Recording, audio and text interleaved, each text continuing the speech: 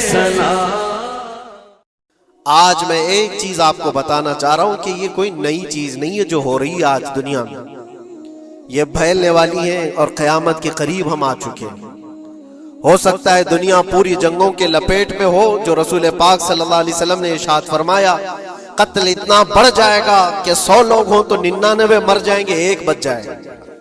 قتل اتنا بڑھ جائے گا، یہ جنگ کی آگ ہو سکتا ہے آس پاس سب پھیل جائے، جس کی وجہ سے اس وبا میں، اس بلا میں سب ملوث ہونے لگ جائیں گے۔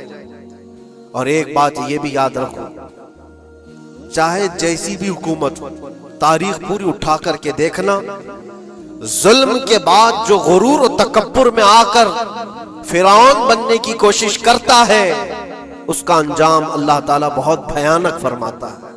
برادران ملت اسلامی، السلام علیکم ورحمۃ اللہ وبرکاتہ۔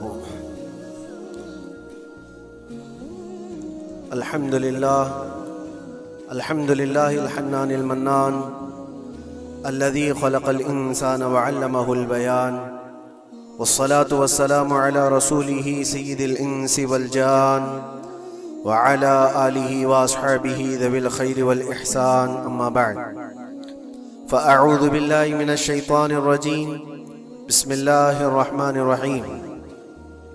وضربت عليهم الذلة والمسكنة وباءوا بغضب من الله، ذلك بأنهم كانوا يكفرون بآيات الله ويقتلون النبيين بغير حق، ذلك بما عصوا وكانوا يعتدون، صدق اللہ مولانا العظیم۔ بارگاہ رسالت مآب صلی اللہ علیہ وسلم میں درود پاک کا ہدیہ پیش کر لیں۔ اللہم صلی علی سیدنا و مولانا محمد معدن الجود والکرم وآلہ واصحابہ الکرام وابنہ الکریم وبارک وسلم صلاة دائمة سرمدا ابدا۔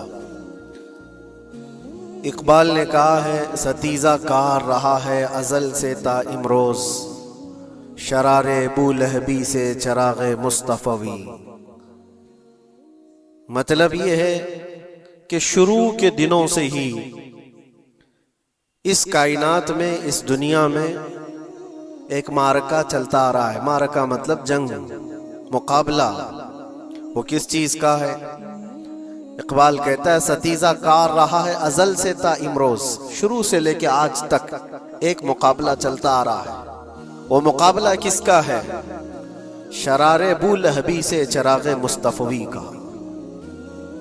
مصطفیٰ کریم صلی اللہ علیہ وسلم کی چراغ کی روشنی کا مقابلہ ابو لہب کی شرارتوں کے ساتھ۔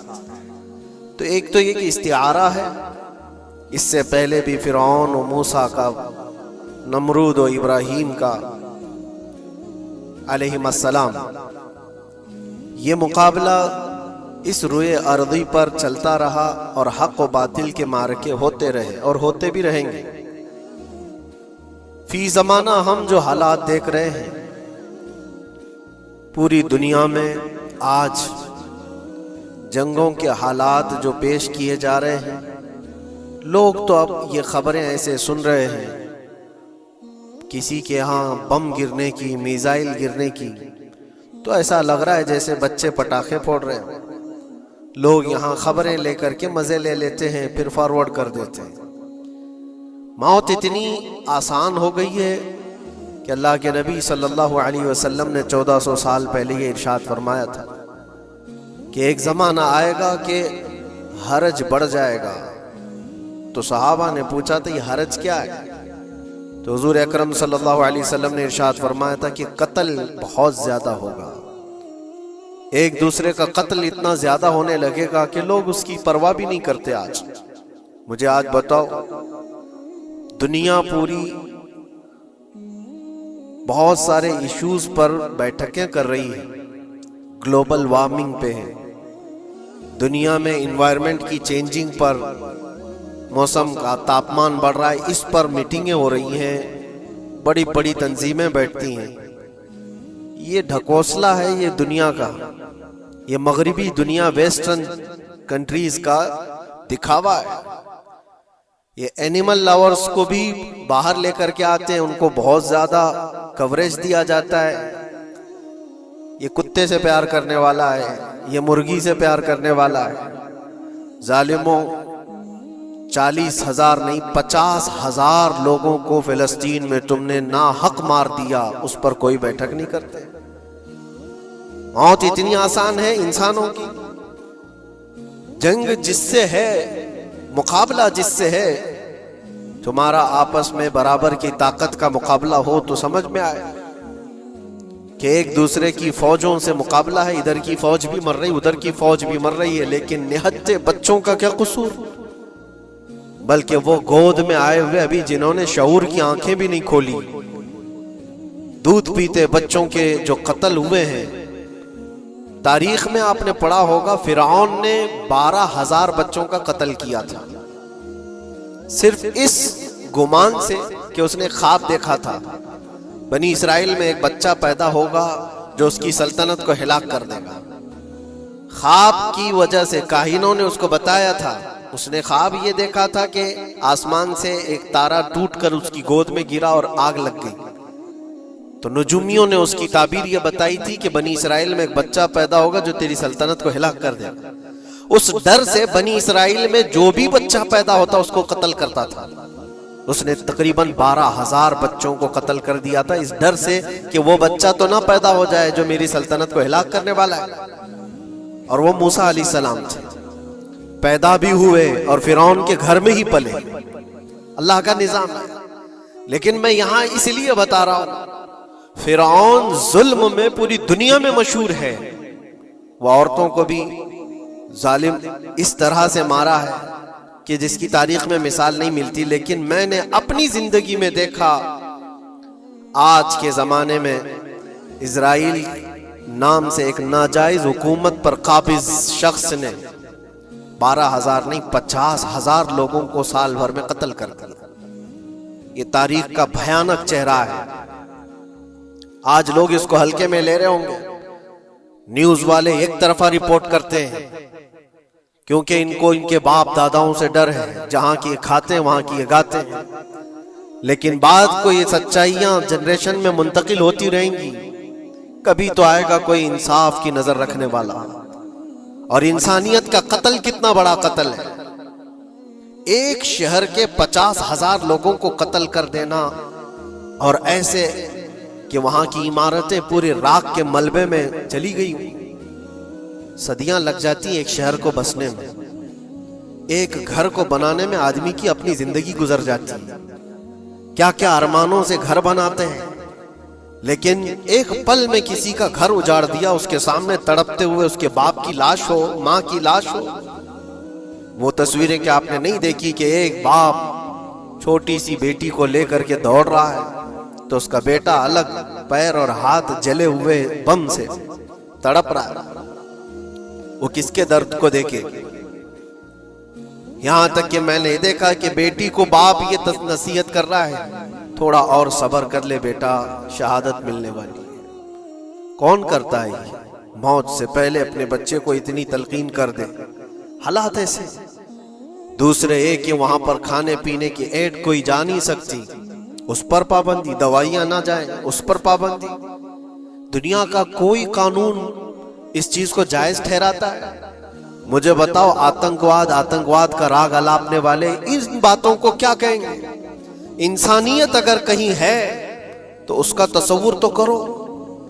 کسی کے فنڈامنٹل رائٹس ہوتے ہیں، بیسک رائٹس ہوتے ہیں، کھانا پینا یہ اس کا انسانی حق ہے۔ دشمنی تم سے جن کی ہے ان کے ساتھ مقابلہ کرو، عام شہریوں کے ساتھ نہیں۔ مخبر صادق رسول اکرم صلی اللہ تعالی علیہ وسلم کی تعلیمات دیکھو، جہاد کو لے کر جو پروپیگنڈا تم پھیلاتے ہو اور ہر چیز کو جہاد کا لفظ دے کر کے ایک ایسا نیریٹو کریٹ کرتے ہو کہ لوگوں کے دماغ میں ایک پروپیگنڈا پھیل جائے۔ آؤ میں سناتا ہوں، رسول پاک صلی اللہ تعالی علیہ وسلم جب صحابہ جہاد میں جاتے تو ان کو کن باتوں کی تلقین کرتے تھے؟ سب سے پہلے مجاہدین صحابہ سے کہتے جس جگہ تم جا رہے ہو مقابلہ تمہارا جن کے ساتھ ہے انہی سے مقابلہ کرنا، جو تمہارے خلاف تلوار اٹھائے اس کے خلاف تم تلوار اٹھاؤ، اور راستوں پر بیٹھے ہوئے بوڑھوں کو ہاتھ نہ لگانا، کسی عورت کے ساتھ چھیڑ چھاڑ نہ ہو، حاملہ عورتیں اگر قید میں آ جائیں تو انہیں چھوڑ دینا، یہ حضور پاک صلی اللہ علیہ وسلم کی تعلیمات ہیں۔ حتیٰ کہ رسول کریم صلی اللہ علیہ وسلم نے یہ فرمایا جس شہر میں تمہارا غلبہ ہو جائے، تم غالب آ گئے وہاں کی فوج پر، تو وہاں کے رہنے والوں کے بچوں کو نہ ظلم کرنا، ان کو نہ پکڑنا۔ پھر تعلیمات میں یہ ہے وہ چاہے جس مذہب کے بھی لوگ ہیں ان کے معبدوں کو، ان کی عبادت گاہوں کو ختم نہیں کرنا، ان کی عبادت گاہوں کو توڑ پھوڑ نہ کرنا جس شہر میں تم جا رہے ہو۔ یہاں تک کہ حضور اکرم صلی اللہ علیہ وسلم کی تعلیمات تو دیکھو، حضور یہ تک فرماتے تھے مجاہدین صحابہ کو کہ جس شہر میں تم جا رہے ہو وہاں کے درختوں کے پتے بھی نہ اکھاڑنا، درختوں کو بھی نہ نقصان پہنچانا۔ جنگی تعلیمات کو آج کوئی نظر میں نہیں رکھتا ہے۔ دنیا کہتی ہے کہ جنگ کے دوران بھی کچھ اصول ہوتے ہیں، لیکن کوئی اصول نہیں۔ ہم نے دیکھا ہے جس کی طاقت ہے اس کا بول بالا ہے۔ یہ دنیا ان کے خلاف کبھی کوئی بات نہیں کرتی۔ آج سے تقریباً 20 سال پہلے بھی عراق کی کیا حالت تھی آپ نے دیکھا ہوگا۔ ایک جھوٹے پروپیگنڈے کی وجہ سے پورے عراق کو تباہ کیا گیا، آج تک وہ سنبھل نہیں پایا ہے۔ نیوکلیئر پاور عراق کے اندر موجود ہے، اس کے ری ایکٹر وہاں پر موجود ہے، کیا کیا چیزیں اس زمانے میں پھیلائی گئی۔ سوشل میڈیا تو نہیں تھا اتنا، دنیا نے یہ مان لیا کہ ہاں دادا کہہ رہا ہے تو ہوگا، اور حملہ کیا اسی بنیاد پر۔ 20 سال ہو گئے، آج تک عراق میں کوئی نیوکلیئر پاور پلانٹ نہیں نظر آیا، کہیں نہیں۔ ایک جھوٹے پروپیگنڈے کی وجہ سے وہاں کے کتنے لاکھ لوگوں کو بے گھر ہونا پڑا ہے پتہ ہے۔ کچھ جگہ ایسی ہیں جہاں بم برسائے گئے، آج تک وہاں کوئی سبزہ نہیں اگتا، کوئی وہاں پر فصل نہیں ہوتی۔ میں نے خود اپنی آنکھوں سے دیکھا ایک نیا میدان جس پہ لوگ فٹ بال کھیلتے تھے، چند سالوں کے بعد دیکھو تو پورا میدان قبروں سے بھرا ہوا ہے، قبریں ہیں وہاں پر، پوری قبریں۔ لوگوں کو جنازہ اٹھانے کے لیے لوگ نہیں ملتے، موت اتنی عام کر دی گئی تھی۔ ان باتوں کو کوئی کہتا ہے؟ آپ نے سنا کبھی ابو غریب جیل کے متعلق؟ قیدیوں کے ساتھ جو وحشیانہ سلوک کیا ان گوروں نے، اللہ کی پناہ، بہت سخت قسم کے، دنیا میں بدنام زمانہ جیل اس کو کہا جاتا ہے۔ ہر طرح کی وہاں پر قیدیوں کے ساتھ آزمائشیں ہوئی، ہر طرح کی، ان پر کتے چھوڑ دینا، ان کی شرمگاہیں کاٹنا، ان پر پیشاب کرنا، ہر چیز جو انسانیت سوز ہے، انسانیت کو جلا دینے والی، یہ ساری حرکتیں کی گئی۔ دنیا خاموش ہے اس سلسلے میں۔ کیوں؟ سپر پاور کے 1000 گنا بھی ہضم کر لیے جاتے ہیں۔ چھوٹا ملک یا غریب آدمی کوئی بات کرے تو سارے اس پر ٹوٹ پڑتے ہیں۔ آج میں ایک چیز آپ کو بتانا چاہ رہا ہوں کہ یہ کوئی نئی چیز نہیں ہے جو ہو رہی ہے آج دنیا میں، یہ پھیلنے والی ہے اور قیامت کے قریب ہم آ چکے ہیں۔ ہو سکتا ہے دنیا پوری جنگوں کے لپیٹ میں ہو، جو رسول پاک صلی اللہ علیہ وسلم نے ارشاد فرمایا قتل اتنا بڑھ جائے گا کہ 100 لوگ ہوں تو 99 مر جائیں گے، ایک بچ جائے گا۔ قتل اتنا بڑھ جائے گا، یہ جنگ کی آگ ہو سکتا ہے آس پاس سب پھیل جائے، جس کی وجہ سے اس وبا میں، اس بلا میں سب ملوث ہونے لگ جائیں گے۔ اور ایک بات یہ بھی یاد رکھو، چاہے جیسی بھی حکومت ہو، تاریخ پوری اٹھا کر کے دیکھنا، ظلم کے بعد جو غرور و تکبر میں آ کر فرعون بننے کی کوشش کرتا ہے، اس کا انجام اللہ تعالیٰ بہت بھیانک فرماتا ہے، بہت بھیانک انجام ہوتا ہے۔ اب کے ظالم بھی اپنے انجام کے بہت قریب آ چکے، انہوں نے ظلم اتنا کیا ہے، وہ بچوں کی آہیں، وہ عورتوں کی چیخیں کیا بارگاہ رب العزت میں نہ پہنچی ہوں گی؟ رب تبارک و تعالیٰ خود فرماتا ہے سَيَعْلَمُ الَّذِينَ ظَلَمُوا أَيَّ مُنْقَلَبٍ يَنْقَلِبُونَ، ان قریب ظالم یہ دیکھ لیں گے کہ کس پلٹی میں اللہ تعالیٰ انہیں گرانے والا ہے۔ جو جال وہ اپنے دشمنوں کے لیے بنتے ہیں، اللہ تعالیٰ اسی جال میں ان کو پھنساتا ہے۔ آج دیکھنا آپ، تاریخ کی سچائیاں آپ کو اس بات کا جواب دیں گی۔ ظالم یہ سمجھتا ہے کہ میں خدا کے برابر ہو چکا، مجھے کوئی بھی ہلاک نہیں کر سکتا۔ اللہ تعالیٰ فرماتا ہے انما تکونوا یدرککم الموت ولو کنتم فی بروج مشیدہ، تم مضبوط قلعے میں کیوں نہ بیٹھے ہو، موت تمہارے پاس آ کر پکڑ لے گی۔ اور رب تبارک و تعالیٰ کے لیے کوئی چیز ناممکن ہے۔ لوگ آج ہوا بناتے ہیں کہ ایئر ڈیفنس سسٹم اتنا بڑا ہے کوئی کچھ نہیں کر سکتا، ایک چھوٹے سے پدے سے ایک ناجائز کنٹری کو محفوظ دکھانے کے لیے دنیا پتہ نہیں کیا کیا باتیں وائرل کرتی ہے۔ اسرائیل کے پاس آئرن ڈوم ہے، ایئر ڈیفنس سسٹم اتنے بڑے ہیں، کوئی نہیں آ سکتا۔ وہ خدا ہے؟ کوئی خدا ہے؟ لیکن دنیا آج دیکھ رہی ہے، بہت ساری چیزوں کو دیکھ رہی ہے۔ مجھے یہاں پر کسی کے سلسلے میں نہیں کہنا ہے، لیکن ایک بات کہنا ہے کہ نشہ میں چور، گھمنڈ میں چور جو بندہ ہوتا ہے، اللہ تعالیٰ کبھی اس کو مچھر سے بھی ہلاک کرتا ہے۔ بہت بڑی طاقت کا اس سے مقابلہ ہونا ضروری نہیں، تمہارے پاس ہوگا بہت بڑا سسٹم، لیکن رب تبارک و تعالیٰ جب انتقام لے لے تو پھر تمہارے لیے بہت بڑی طاقتوں کی ضرورت نہیں۔ آپ کو میں تاریخ بتاؤں، عراق میں نمرود ایک زمانے میں اس طرح کی حرکت کیا تھا کہ اس نے بہت بڑی عمارت بنائی تھی، اور اس کے مطابق بات یہ تھی کہ وہ 1000 لوگوں سے تنہا لڑ سکتا تھا، اتنی اس کی طاقت تھی۔ شیر سے خود مقابلہ کرتا تھا، کبھی ڈرتا نہیں تھا۔ نمرود کی طاقت مشہور تھی اس زمانے میں، اور سارے لوگ اس کی طاقت کا لوہا مانتے تھے، حتیٰ کہ وہ کبھی اپنی زندگی میں بیمار نہیں ہوا تھا۔ آدمی جب بیمار نہیں ہوتا تو اس کا غرور بڑھ جاتا ہے، سوچتا ہے مجھے کچھ ہو نہیں سکتا۔ نمرود نے اس کے بعد یہ دیکھا ساری دنیا میرے قبضے میں ہے، طاقت و دولت کے ذخیرے سب اس کے پاس سے، لیکن ایک چیز نہیں تھی، موت پر کنٹرول۔ اس کو کیسے کیا جائے کنٹرول؟ یعنی مرنے سے بچ تو نہیں پائے گا، یہ کنٹرولنگ پاور بھی ہمارے پاس ہونا چاہیے۔ اس نے ایک بہت بڑی عمارت بنائی، کہا کہ خدا آسمانوں میں ہوتا ہے، ہم اتنی بڑی عمارت بنائیں گے کہ ان عمارتوں پر چڑھ کر خدا کو للکاریں گے۔ آجا میں مقابلہ کرتا ہوں، اور مقابلہ کر کے میں خدا کو گرا دوں گا کسی بھی طرح سے۔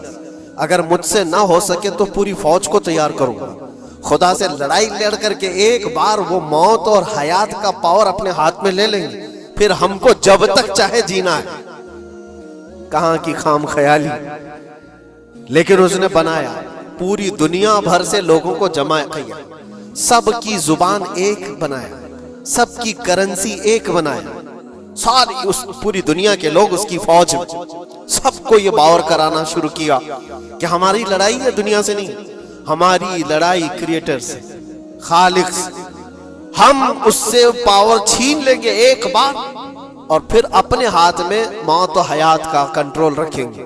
جس کو جتنی لمبی عمر چاہیے میں دوں گا، جس کو جب تک جینا ہے میں دوں گا، ازل سے لے کر ابد تک۔ یہ سارے خیالات اس کے تھے، اور اس نے جمع کیا، عمارت بھی بنایا، فوج بھی تیار کیا۔ کیا رب تبارک و تعالیٰ یہ نہیں دیکھ رہا تھا؟ اس کی تیاری، اس کا جمع کرنا، اس کی عمارت بنانا، بہت دنوں تک یہ سب کام چلتا رہا۔ رب تبارک و تعالیٰ کسی سے غافل نہیں، دلوں میں گزرنے والے حالات سے بھی بے خبر نہیں، لیکن بندے کو رب تبارک و تعالیٰ ڈھیل دیتا ہے۔ قرآن میں رب تعالیٰ فرماتا ہے وَلَا يَحْسَبَنَّ الَّذِينَ كَفَرُوا أَنَّمَا نُمْلِي لَهُمْ خَيْرٌ لِأَنفُسِهِمْ إِنَّمَا نُمْلِي لَهُمْ لِيَزْدَادُوا إِثْمًا۔ کافر جو ان کو ڈھیل ملی ہے، یہ نہ سمجھیں کہ ہم نے جو ان کو چھوڑ رکھا ہے ان کے لیے بہتر ہے، بلکہ اس لیے ہم چھوڑ رکھیں کہ وہ اور زیادہ کریں، اور زیادہ کریں۔ لیزدادوا اثما ولہم عذاب مہین، پھر ہم ذلت والا عذاب انہیں دینے والے ہیں۔ یہ مت سمجھ لو کہ رب تبارک و تعالیٰ ان سب چیزوں سے بے خبر ہے۔ نمرود اتنا سب کرتا رہا، اللہ نے اس کو چھوڑ رکھا، بنا لے لمبی عمارت، بنا فوج بھی بنا لی، ساری چیزیں بنا لیا، مقابلے کے لیے اس نے دن بھی طے کر لیا۔ اس کے بعد اس کو خدا سے لڑائی لڑنی تھی، کہاں خدا تک پہنچنے کی بات، لیکن بندہ جب غرور و تکبر میں آتا ہے تو وہاں تک بھی سوچتا ہے۔ اسے موت پر کنٹرول حاصل کرنا تھا، بس یہ ایک چیز تھی۔ پھر جب وہ دن آیا، کتابوں میں ملتا ہے اللہ تبارک و تعالیٰ نے فرشتے اس کی جو تعداد ہے اس کا کسی کو علم نہیں. بارش کے جتنے قطرات گرتے ہیں نا ایک ایک فرشتہ بوند لا کر رکھتا ہے. اب آپ اندازہ کر سکتے ہیں فرشتوں کی تعداد کتنی ہو سکتی. اس میں جو بڑے فرشتے ہیں وہ جبرائیل، میکائیل، اسرافیل اور اسرائیل علیہم السلام، جو سردار ملائکہ ہیں، فرشتے ہیں. ان کے اپنے اپنے کام ہیں، بہت پاورفل فرشتے ہیں. ان کی بات نہیں کر رہا.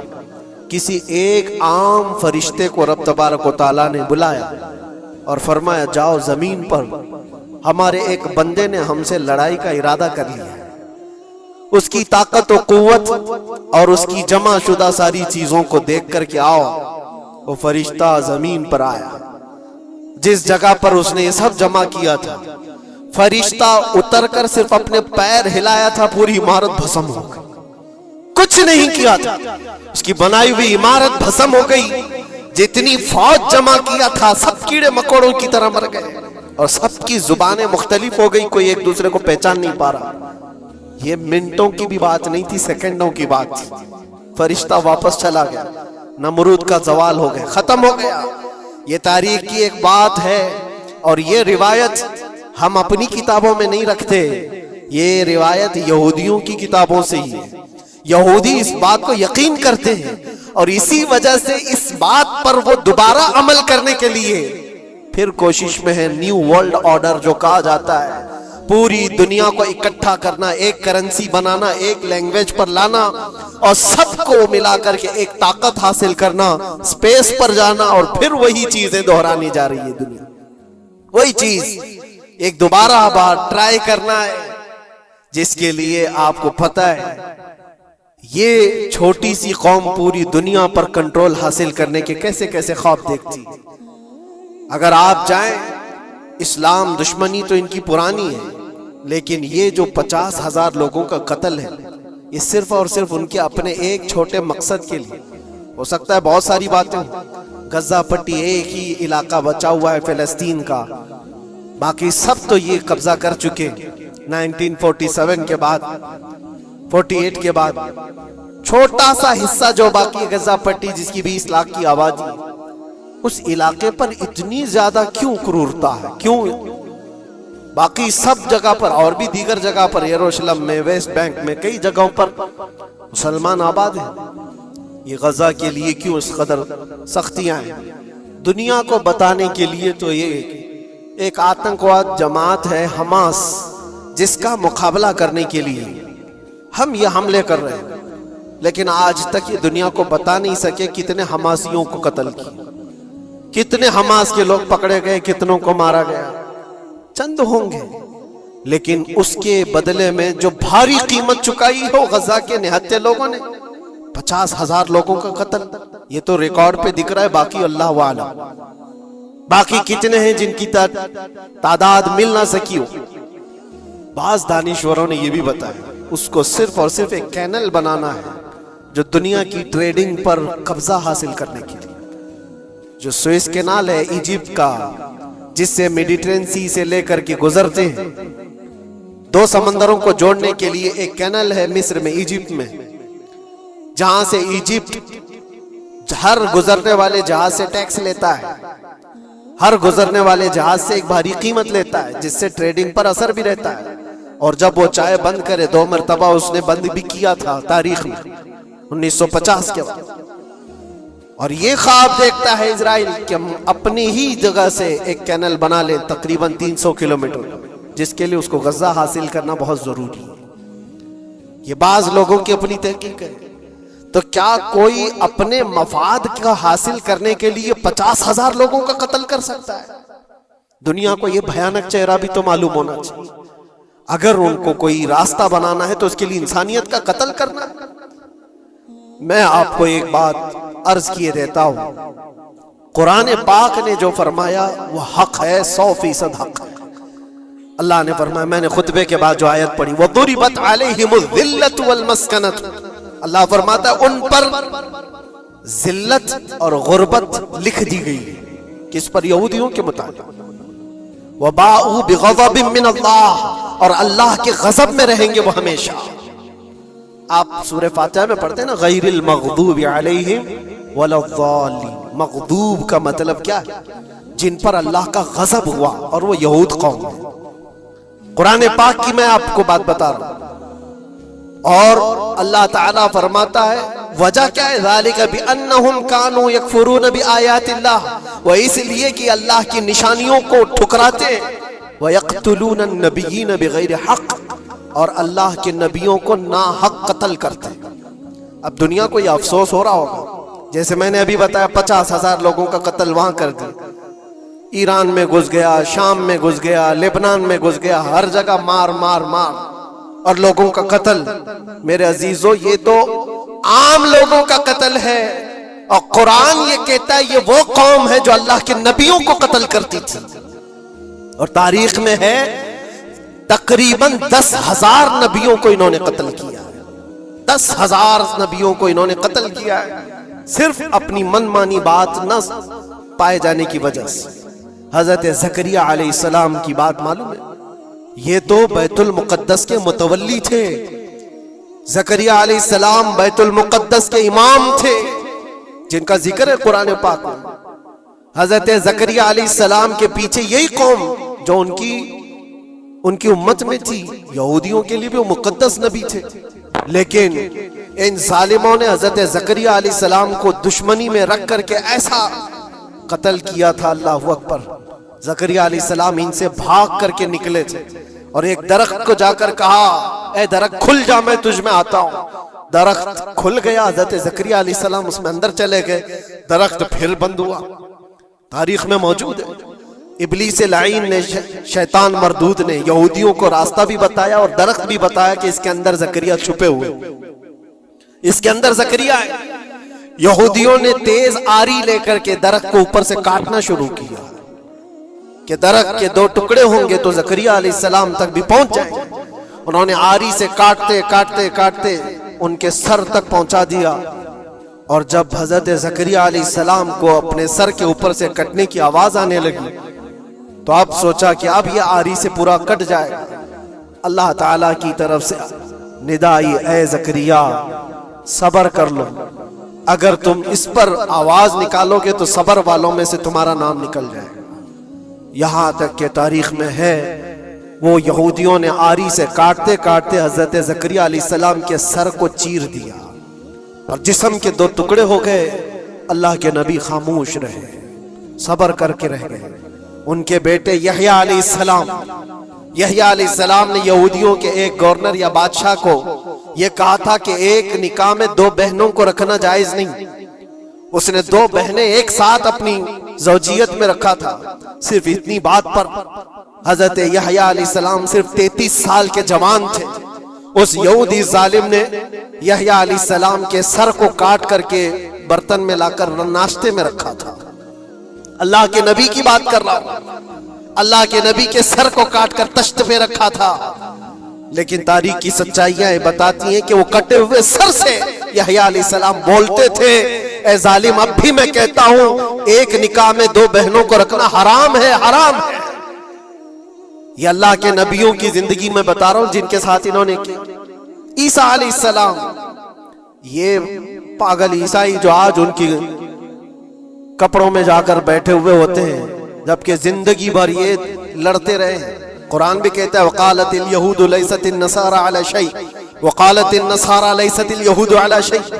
دونوں لڑتے تھے. یہودی کہتے عیسائی کوئی چیز ہی نہیں، عیسائی کہتے تھے یہودی کوئی چیز ہی نہیں. ان کی جنگیں اتنی خطرناک ہوئی، یہ سب لپا پوتی کر کے آج دکھاتے ہیں کہ ہم سب ایک ہیں. بہت گہری دشمنیاں ان کے درمیان تھی. عیسائیت، حضرت عیسیٰ علیہ السلام کو کیا کیا گیا؟ جب انہوں نے اپنے پیغامات پھیلائے تو عیسیٰ علیہ السلام کو بھی قتل کرنے کا منصوبہ یہودیوں نے بنایا تھا اور پورے لوگ آ کر حضرت عیسیٰ علیہ السلام کے گھر کو گھیراؤ کر لیے. عیسیٰ علیہ السلام کو اس رات اللہ تعالیٰ نے آسمانوں پر اٹھا لیا اور ایک یہودی کو اندر دیکھنے کے لیے بھیجا تھا یہودیوں نے کہ جا کے دیکھو عیسیٰ ہے کہ نہیں. تو اللہ تعالیٰ نے وہ آئے ہوئے یہودی کو عیسیٰ علیہ السلام کی شکل دے دی. عیسیٰ علیہ السلام کو اٹھا لیا. یہودی جو باہر کھڑے منتظر تھے ہمارا آدمی اندر گیا ہے دیکھنے کے لیے، مارنے کے لیے، قتل کرنے کے لیے، ابھی تک آیا نہیں. تو سب کے سب اندر گھس گئے. دیکھا وہ آدمی بیٹھا ہوا ہے, اسی کو پکڑ کر لا کر سولی پر چڑھا دیا عیسیٰ سمجھ کر کے. لیکن اتفاق یہ ہے کہ اس کو پوری شکل نہیں دی گئی تھی, آدھی شکل عیسیٰ علیہ السلام کی تھی اور آدھی اس کی خود کی تھی. بعد میں یہودیوں میں خود اختلاف ہو گیا, ہمارا بندہ کہاں گیا جو ڈھونڈنے کے لیے گیا تھا, وہ غائب کہاں ہے؟ اور اگر یہ ہمارا بندہ ہے جو ڈھونڈنے کے لیے گیا تھا تو پھر عیسیٰ کہاں ہے؟ یہ اختلاف میں, یہ شک میں 550 سال گزر گئے. پھر میرے مصطفیٰ صلی اللہ علیہ وسلم تشریف لائے اور قرآن نے اس بات کو واضح کیا, نہ تم نے عیسیٰ کا قتل کیا نہ سولی چڑھائی ہے, عیسیٰ علیہ السلام زندہ ہیں, اللہ نے آسمانوں پر انہیں اٹھایا. یہ تو عیسائیوں پر احسان ہے قرآن کا, جو سچائیاں 550 سال پہلے کی بتایا. میرے عزیزوں, یہ تاریخ میں آپ کو بتا رہا ہوں, نبیوں کا قتل کرنے والی قوم, ان کے سامنے عام انسان کیا مانے رکھتے ہیں؟ یہ دنیا کی ساری قوموں کو حقیر سمجھنے والی قوم, دنیا کے پورے ذخیروں کو اپنی ملکیت سمجھنے والی قوم, ان کا عقیدہ ہے یہ دنیا کا جتنا گولڈ ہے, جتنا سونا ہے, اس پر صرف اور صرف ان کی قوم کا قبضہ ہونا چاہیے, پوری دنیا کو. آپ کو پتا ہے مدینہ طیبہ میں حضور پاک صلی اللہ علیہ وسلم کی آمد سے پہلے یہ سب کے سب مدینے میں بسے ہوئے تھے, 550 سال سے انتظار کر رہے تھے حضور کے آنے کا. دوسری قوموں کو ڈراتے تھے, کیوں؟ ان کی کتاب میں موجود تھا آخری نبی کے آنے کی ساری باتیں موجود تھی. آخری نبی آئیں گے, ان کے ماننے والوں کا غلبہ ہوگا, وہ اپنے نور نبوت سے لوگوں کے دلوں کو پاک کریں گے. ان کی شکل بھی بتائی گئی تھی تورات میں, ان کے آنے کی جگہ بھی بتائی گئی تھی. پورے حجاز میں کھجوروں کا جھنڈ ایک علاقہ ہوگا جہاں یہ نبی آئیں گے, اور وہ مدینے کے علاوہ کوئی جگہ ہی نہیں تھی.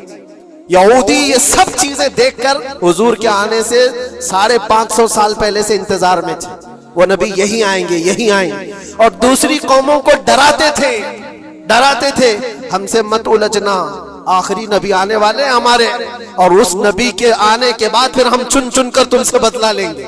اور جب کبھی مصیبت آتی تو اللہ سے دعا بھی یہ کرتے تھے کہ اللہ وہ آخری نبی جو ہمارے علاقے میں آنے والے ہیں, ان کے صدقے میں تو ہماری بلاؤں کو دور کر.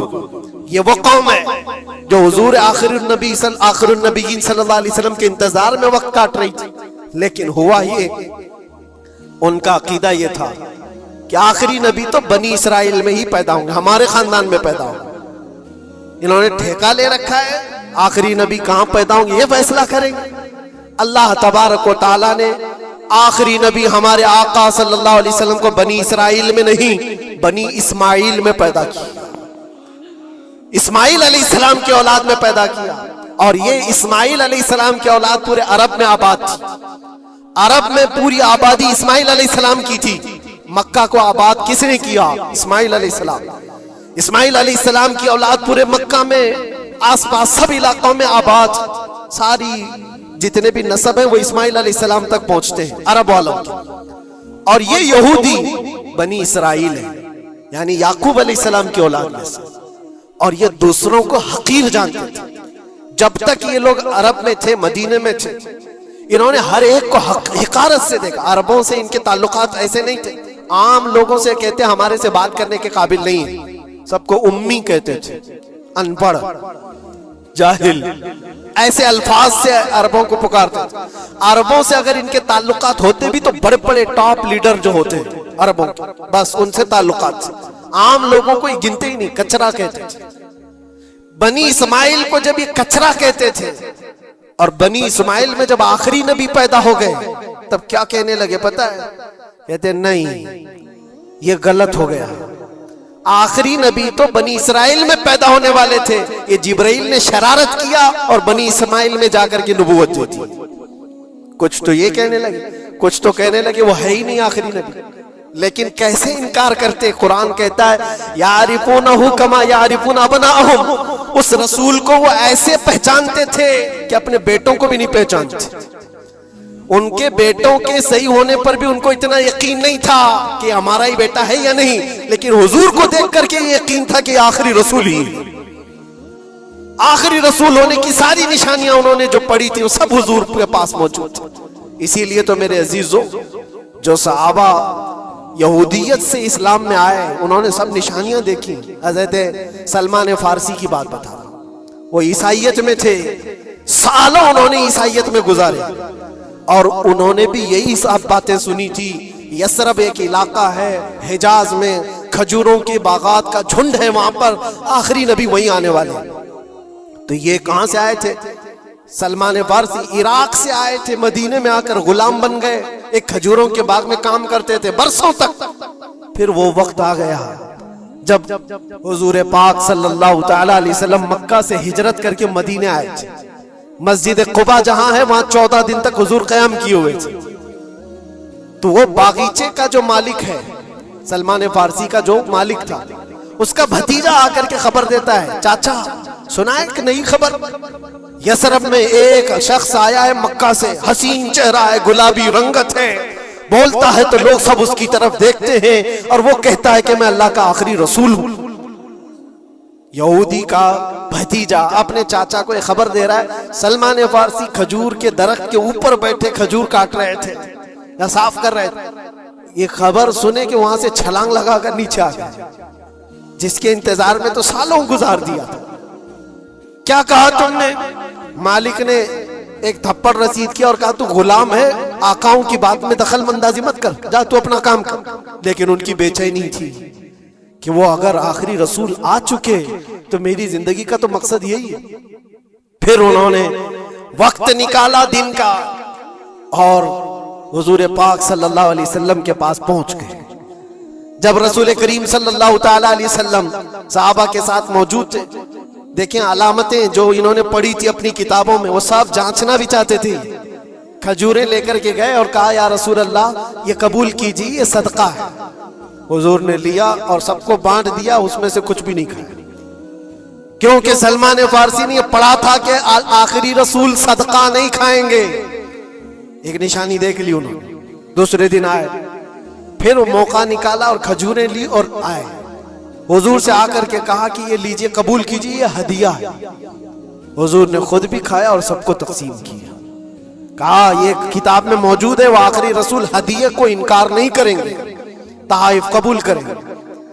دو علامتیں دیکھی۔ پھر ایک دن، تیسرا دن تھا، رسول پاک صلی اللہ علیہ وسلم ایک جنازے میں تھے، تہبند تھی حضور کے، چادر تھی جسم کے اوپر۔ سلمان فارسی ایک اور نشانی دیکھنے کے لیے آئے ہوئے تھے جو کتابوں میں پڑھی تھی، کبھی حضور کے دائیں آتے، کبھی بائیں آتے، کبھی آگے کبھی پیچھے، پوچھنے کی یا کچھ بات کرنے کی کوشش کر رہے تھے۔ حضور صلی اللہ علیہ وسلم نے ان کو دیکھ لیا اور کہا سلمان آ جاؤ ادھر بلایا، اپنی چادر ہٹائی اور کہا یہ مہر نبوت دیکھنے کے لیے آئے تھے۔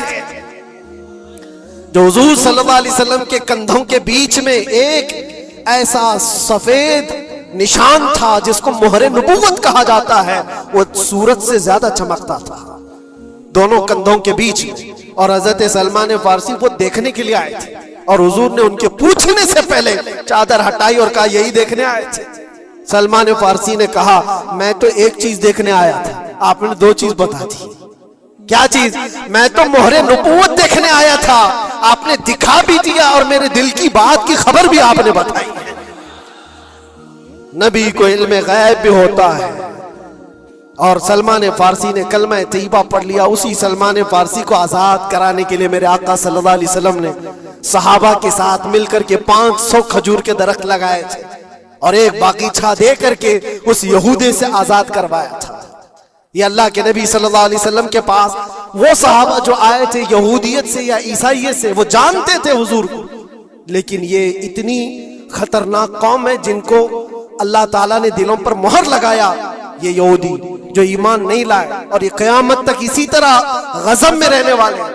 آج ان کا ابھار اگر آپ دیکھ رہے ہو تو شاید تاریخ پتہ نہیں ہوگی کہ کتنی ذلت کی زندگی بھی گزاری، کس طرح بھیک مانگے۔ آج یا اپنی تاریخ کو کہیں پر بھی سوشل میڈیا میں گردش کرتے ہوئے نہیں دیکھ سکتے، پابندی ہے پوری دنیا میں۔ ہٹلر کے قتل عام کے بارے میں نہیں بول سکتا کوئی، یہودیوں کو اتنا مارا تھا اتنا مارا تھا، نہیں، دنیا میں یہ بولنے پر پابندی ہے۔ ان کے کسی بھی پرانی تصویریں دکھانے پر پابندی ہے۔ آج خود اپنے ملک میں ہونے والے حملوں کی تصویر نہ دکھائی جائے، اس پر پابندی ہے۔ یہ تو تم کب تک عیب چھپاتے رہو گے؟ جہاں سڑن ہوتی ہے بدبو آ ہی جائے گی، اور ان قریب میرے عزیزوں قرآن کی وہ بات یاد رکھو، اللہ نے فرمایا سَيَعْلَمُ الَّذِينَ ظَلَمُوا أَيَّ مُنْقَلَبٍ يَنْقَلِبُونَ، ان قریب ظالم یہ دیکھ لے گا کہ اللہ اس کو کس کھائی میں گرانے والا ہے۔ کیا ابرہا بہت سارے منصوبے بنا کر کعبہ ڈھانے نہیں آیا تھا؟ اللہ نے ابابیل چڑیوں سے اس کو ہلاک کیا تھا، فرعون کو پانی سے غرق کر دیا تھا، نمرود کو مچھر سے ہلاک کر دیا تھا۔ بڑے بڑے طوفانی طاقتوں کے بادشاہ دنیا میں آئے، لیکن اللہ نے ان کو بہت چھوٹی طاقتوں سے ہلاک کیا۔ لوگ آج یہ مقابلہ کمپیریزن کرتے ہوئے بیٹھے رہتے ہیں، ایک طرف ایران ہے، ایک طرف غزہ ہے، ایک طرف سپر پاور حکومتیں ہیں۔ یہ سارے کمپیریزن دنیا کے ہو سکتے ہیں، لیکن رب تبارک و تعالیٰ کی بادشاہت اور اس کی سلطنت جب انتقام پر آ جائے تو پھر میرے عزیزوں کسی ملک کی بھی ضرورت نہیں، صرف ہواؤں سے مولا تعالیٰ طاقتوں کو ختم فرما دیتا۔ دنیا میں پھیلے ہوئے ایک کورونا کو تم قابو میں نہیں کر پا رہے تھے، ایک چھوٹا سا کیڑا ہوگا، ایک بیکٹیریا ہوگا جس کو کنٹرول میں نہ لا سکے اور کروڑوں موتیں ہو گئی۔ کون تھا یہ؟ موتوں پر کنٹرول تمہارے پاس کیوں نہیں آیا؟ سپر پاور طاقتیں بے بس نہیں تھی؟ 2 سال پہلے نہیں دیکھا آپ نے؟ اور رب تبارک و تعالیٰ جب چاہے تو یہ پکڑ ظالموں کے ساتھ فرمائے گا۔ آج کے دور میں دعائیں بھی یہ کرو اور انجام کا انتظار بھی کرو۔ یہ تمہارا بھی امتحان ہے میرے عزیزوں، جو آگ پڑوس میں لگی ہے اس کی چنگاریاں تمہارے گھر کو بھی جلا سکتی ہیں۔